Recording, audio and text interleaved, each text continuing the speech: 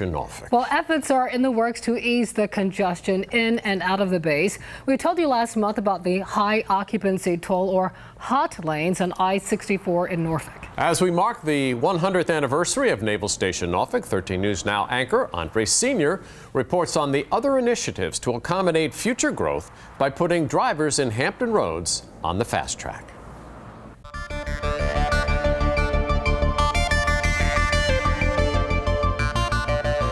Norfolk's skyline is changing. That's billions of dollars to our economy right there. Billions of dollars. For Brian Stevens, president and CEO of the Hampton Roads Chamber, it means construction and service industry jobs, many for the families of those employed at Naval Station Norfolk. Along with these jobs, attention turns to getting people to and from work. What's the future of light rail in Norfolk? What's the future of our road system? Exit 297. What about high-speed rail coming down from the northeast? What about our air service?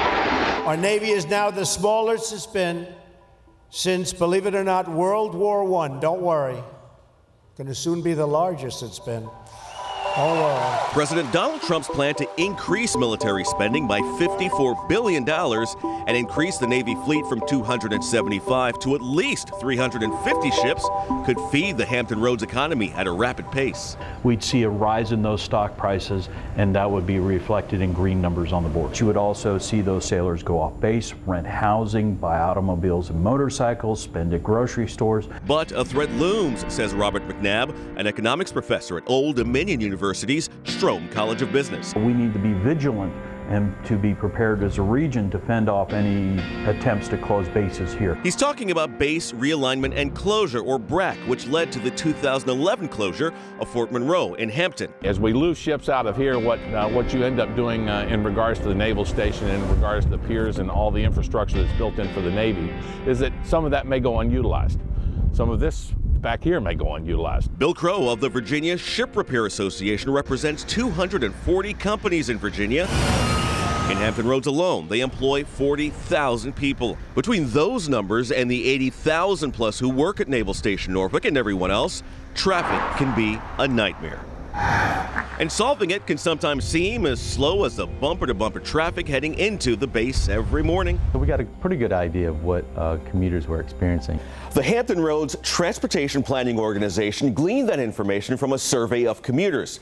It found that it takes the average base commuter 45 minutes to get to work, but it only takes 24 minutes for the rest of us to get to work. So the question, how do you bring that 45-minute commute time down? A 564 is the big one. An expansion project wouldn't be complete until December of 2018. Currently, there's a $125 a month reimbursement for using mass transit. But the survey found 69% of respondents had no idea the program existed. Would that surprise you to hear that a lot of these people didn't know about these benefits?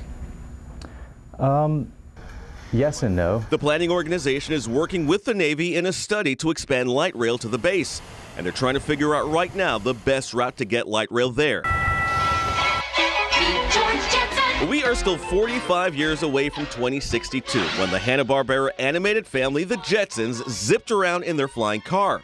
But there is another emerging technology that is much closer to reality. We're seeing automated vehicles. Drivers will receive warnings that inform them of potential hazards. Could reduce headways, that could it could increase safety, it could increase capacity on the roadways. It could be one key to getting drivers of Hampton Roads out of a jam, especially if President Trump's plan for a larger Navy becomes a reality. We're trying to get a handle on how that could change the game.